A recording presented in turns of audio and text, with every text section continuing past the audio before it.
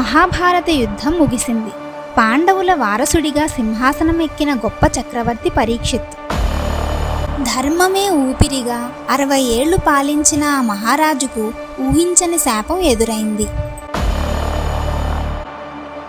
ఎవరా శాపం ఇచ్చింది? ఆయన చేసిన తప్పేంటి? ఆ శాపం ఎంత భయంకరమైనది?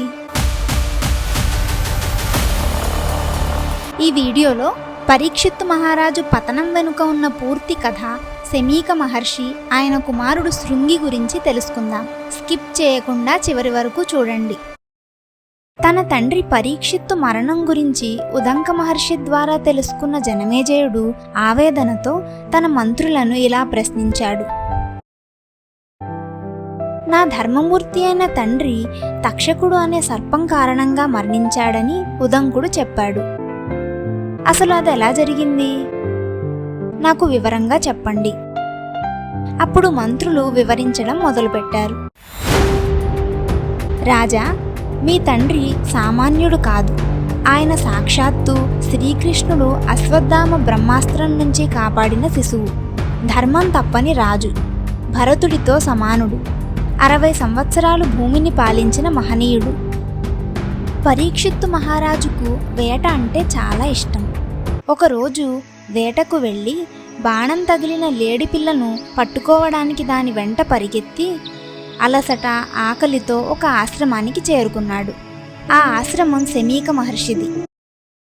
అక్కడ తపస్సులో ఉన్న మహర్షిని చూసి, ఓ మునిశ్రేష్ఠ, నా లేడి ఎటుపోయిందో తెలుసా? దయచేసి చెప్పండి అని అడిగాడు. అయితే శమీక మహర్షి అప్పుడు మౌనవ్రతంలో ఉన్నారు. ఆయన సమాధానం చెప్పలేదు. ఆకలి, అలసటతో ఉన్న పరీక్షిత్తుకు ఆ మౌనం అవమానంగా తోచింది. క్షణికావేశంలో అక్కడే ఉన్న ఒక చనిపోయిన పామును తన విల్లు కొనతో తీసి ఆ మహర్షి మెడలో వేసి వెనుతిరిగి హస్తినాపురానికి వెళ్ళిపోయాడు. శమీక మహర్షి కుమారుడు శృంగి శివుడి కింకరుడైన భృంగి అంతటి గొప్ప తపస్శాలి. కాని చిన్నపాటి కోపం ఎక్కువ. పరీక్షిత్తు చేసిన ఈ పనిని కృసుడు అనే ముని శృంగికి చెప్పగానే అతడికి పట్టరాని కోపం వచ్చింది. నా తండ్రి మౌనవ్రతంతో కేవలం దూడలు పాలు తాగిన నురుగుతో జీవించే వృద్ధుడు. అటువంటి మహనీయుడిని అవమానించిన ఆ పరీక్షిత్తు మహారాజు ఈ రోజు నుండి సరిగ్గా 7వ రోజున తక్షకుడు అనే సర్పం కాటుతో మరణించుగాక. కోపంతో శాపాన్ని విడిచాడు శృంగి. వెంటనే తండ్రి వద్దకు వెళ్ళి మెడలో ఉన్న పామును తీసేశాడు. అప్పుడు కళ్ళు తెరిచిన శమీక మహర్షికి కుమారుడు జరిగిన విషయం చెప్పి కన్నీళ్లు పెట్టుకున్నాడు. శాపం గురించి విని శమీకుడు ఎంతో బాధపడ్డాడు. కుమారుడితో ఇలా అన్నాడు. కోపం తపస్సును నాశనం చేస్తుంది.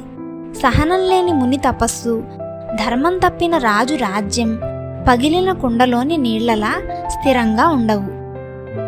నువ్వు ఆలోచన లేకుండా ఈ భూమిని రక్షించే రాజుకే శాపం ఇచ్చి చాలా పెద్ద తప్పు చేశావు. పరీక్షిత్తు సామాన్యుడు కాదు. ఈ యుగంలో ఆయనంతటి గొప్ప రాజు లేడు. ఆయన కేవలం అలసటతో తెలియక చేసిన పనిని నేను సహించాను. ఆ మహనీయుడికి నువ్విచ్చిన శాపాన్ని వెనక్కి తీసుకోగలవా? శృంగి నిస్సహాయత వ్యక్తం చేస్తూ శాపం ఎప్పటికే తక్షకుడిని ప్రేరేపించి ఉంటుందని చెప్పాడు.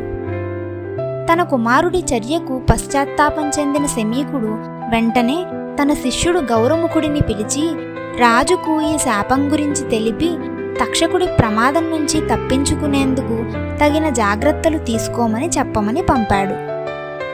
ఈ విషయం తెలిసిన పరీక్షిత్తు తాను చేసిన తప్పుకు బాధపడి శమీక మహర్షి సహనాన్ని మెచ్చుకున్నాడు. భయపడకుండా మంత్రుల సలహాతో ఒకే స్తంభంపై ఉన్న ఎత్తైన భవనాన్ని నిర్మించాడు. నిరంతరం కాపలా ఉండే సేవకులతో, విషాన్ని తొలగించే మంత్రసిద్ధులు, వైద్యులతో రక్షణ ఏర్పాట్లు చేసుకున్నాడు. కానీ శృంగి శాపం తక్షకుడిని వదలలేదు.